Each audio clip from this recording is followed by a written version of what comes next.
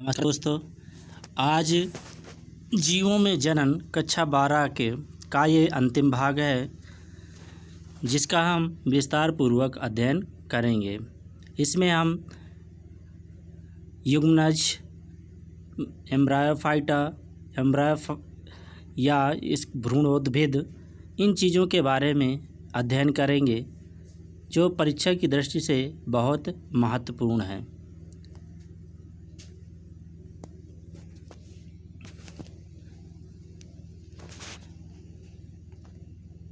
निषेचन, फर्टिलाइजेशन, यह नर तथा मादा युग्मकों के संलयन से युग्मनज या जाइगोट बनने की प्रक्रिया को निषेचन या फर्टिलाइजेशन कहते हैं। जाइगोट बनने की क्रिया को फर्टिलाइजेशन कहते हैं। यह दो प्रकार का होता है। पहला है बाह्य निषेचन और दूसरा है आंतरिक निषेचन, एक्सटर्नल फर्टिलाइजेशन और इंटरनल फर्टिलाइजेशन। बाह्य निषेचन ये इस प्रकार का निषेचन अथवा युग्मक संलयन प्राणी के शरीर से बाहर होता है। यह मुख्यतः जलीय माध्यम में ही होता है। कहने का आशय यह है कि इसमें जो बाह्य निषेचन है, इसमें युग्मकों का संलयन शरीर से बाहर होता है।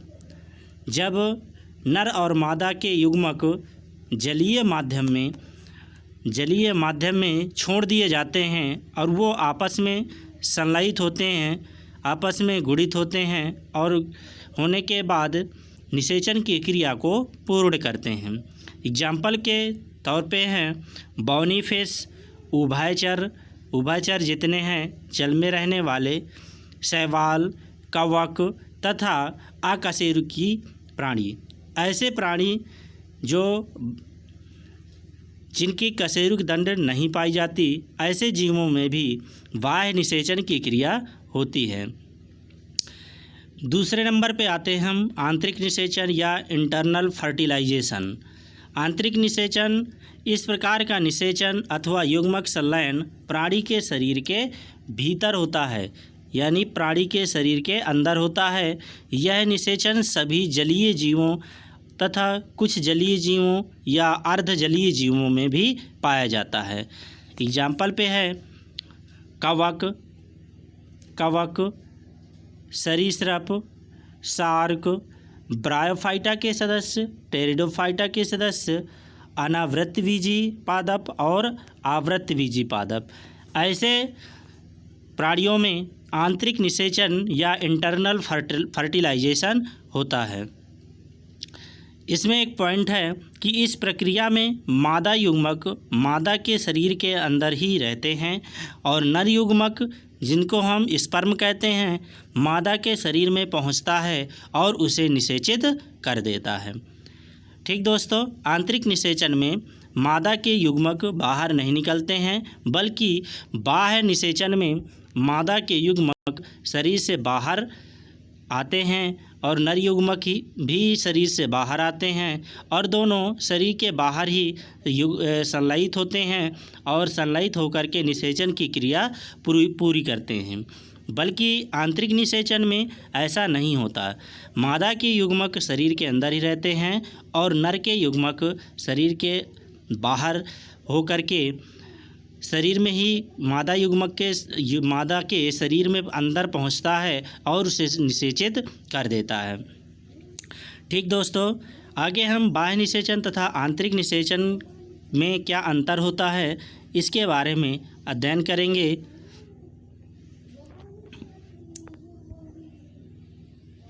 बाह्य निषेचन, पहला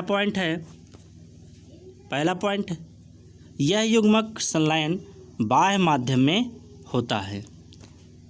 ये इसमें युग्मकों का संलयन कैसा होता है? बाह्य माध्यम में होता है। बल्कि आंतरिक निषेचन में कैसा होता है? इसमें युग्मकों का संलयन आंतरिक माध्यम में होता है। इसमें दोनों प्रकार के युग्मक माध्यम में छोड़ दिए जाते हैं। जैसा कि मैंने बताया कि जलीय माध्यम है, उसमें दोनों प्रकार के युग्मक माध्यम में किसी न किसी माध्यम में छोड़ दिए जाते हैं और वो निषेचित हो जाते हैं। बल्कि आंतरिक निषेचन में इसमें केवल नर युग्मक ही माध्यम में मुक्त किए जाते हैं। ठीक दोस्तों, तीसरे पॉइंट पे है बाह्य माध्यम में विकसित हुई नवीन संततियाँ असुरक्षित होती हैं क्योंकि उन्हें भक्षकों द्वारा चोट पहुंचाई जा सकती है। ये असुरक्षित होती हैं क्योंकि वैसे भी बाह्य माध्यम में कोई चीज़ निषेचित होती है या कोई भी कोशिका जब बाहरी माध्यम में होती है तो वो असुरक्षित अपने आप को महसूस करती है, परंतु जब आंतरिक निषेचन होता है तो उसमें प्रारंभिक काल में ही वो सुरक्षा पा लेता है। नेक्स्ट में आते हैं चौथे पॉइंट पे। इसमें निषेचन द्वारा उत्पन्न हुए जीवों की संख्या अत्यधिक होती है। ठीक दोस्तों, बल्कि आंतरिक निषेचन में इसमें निषेचन द्वारा उत्पन्न जीवों की संख्या कैसी होती है? कम होती है। बाह्य माध्यम में अधिक होती है और आंतरिक माध्यम में कम होती है, या आंतरिक निषेचन में कम होती है और बाह्य निषेचन में अधिक होती है। लास्ट पॉइंट है इसका, इसमें दोनों प्रकार के युग्मक अधिक संख्या में उत्पन्न किए जाते हैं।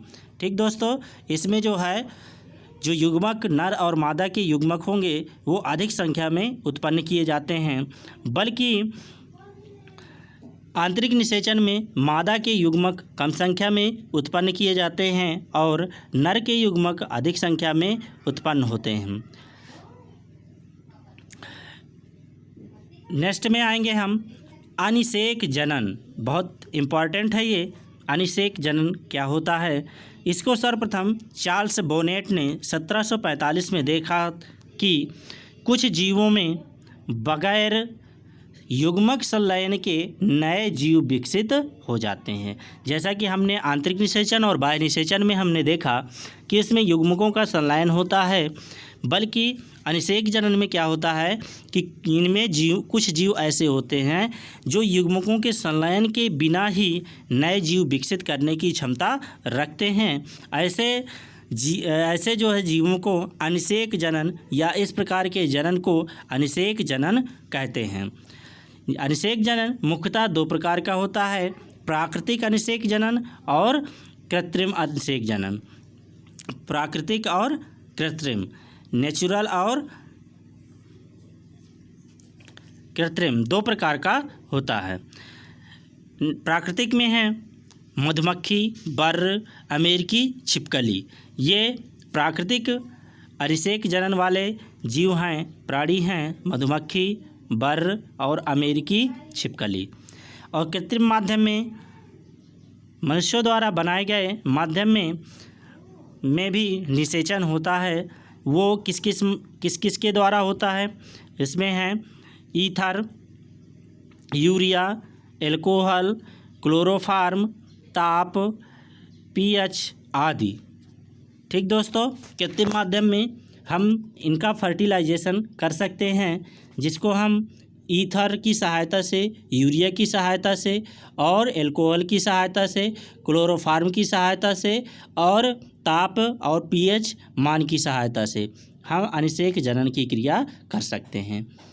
नेक्स्ट में आते हैं निषेचन पश्च घटनाओं में।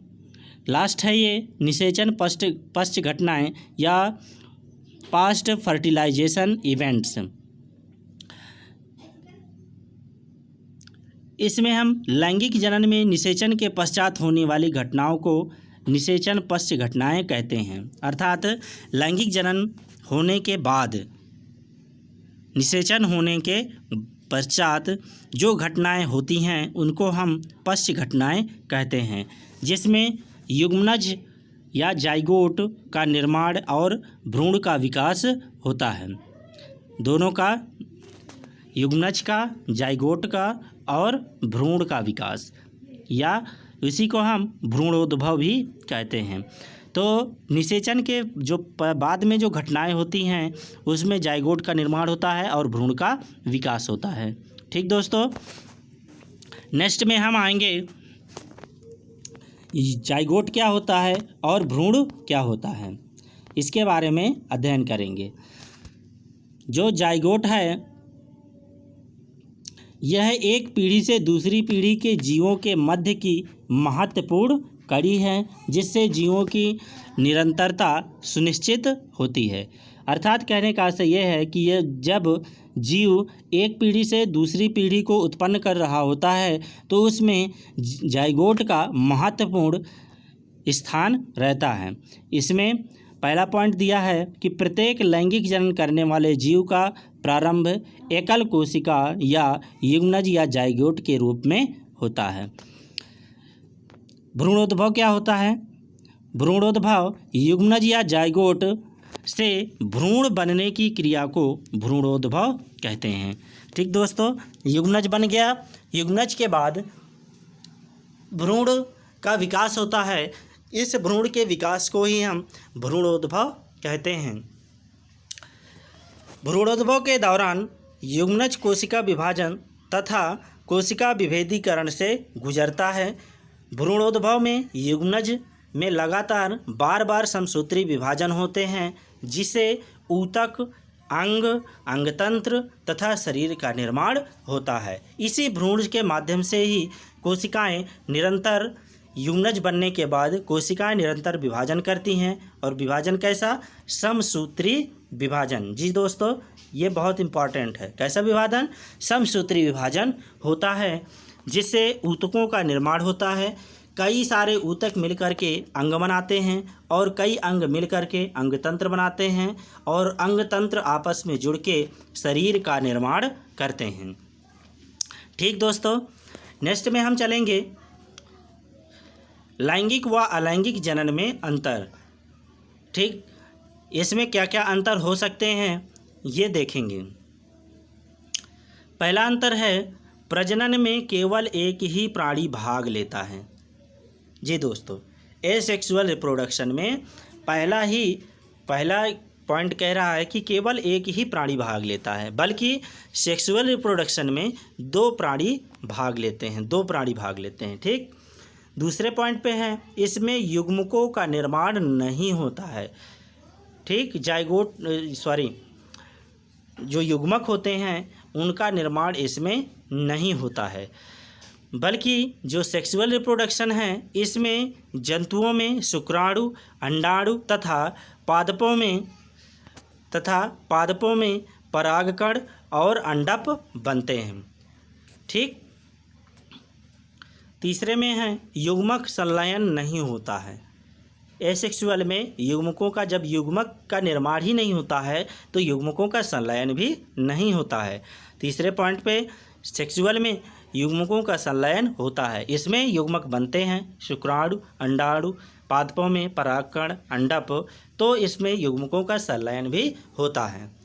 चौथा पॉइंट है अलैंगिक प्रजनन समसूत्री विभाजन द्वारा होता है। जो अलैंगिक प्रजनन है वो कैसा होगा? समसूत्री विभाजन वाला होगा। ठीक है, किसमें? एसेक्सुअल रिप्रोडक्शन में समसूत्री विभाजन हमेशा कोशिकाओं में होता है, बल्कि जो सेक्सुअल रिप्रोडक्शन है इसमें समसूत्री विभाजन और अर्धसूत्री दोनों प्रकार का विभाजन होता है। लास्ट पॉइंट है इसमें प्रजनन की दर बहुत तीव्र होती है। ठीक, इसमें दर जो होगी प्रजनन करने की वो बहुत तीव्र गति से होती है। और जो सेक्सुअल रिप्रोडक्शन है इसमें प्रजनन करने की दर कैसी होती है? धीमी होती है। और इनके जो बच्चों की संख्या है इस सेक्सुअल रिप्रोडक्शन में इसमें भी कमी होती है, बल्कि जो एसेक्सुअल रिप्रोडक्शन है इसमें जब बच्चों की जन्म दर है वो बहुत अधिक होती है। ठीक दोस्तों, इस पाठ का आज अंतिम भाग है जो आपके सामने समाप्त हुआ। यदि मेरा वीडियो आपको अच्छा लगा हो तो लाइक करिए, शेयर करिए, मेरे चैनल को सब्सक्राइब करिए। इसी तरह की ज्ञानवर्धक वीडियो को पाने के लिए नमस्कार।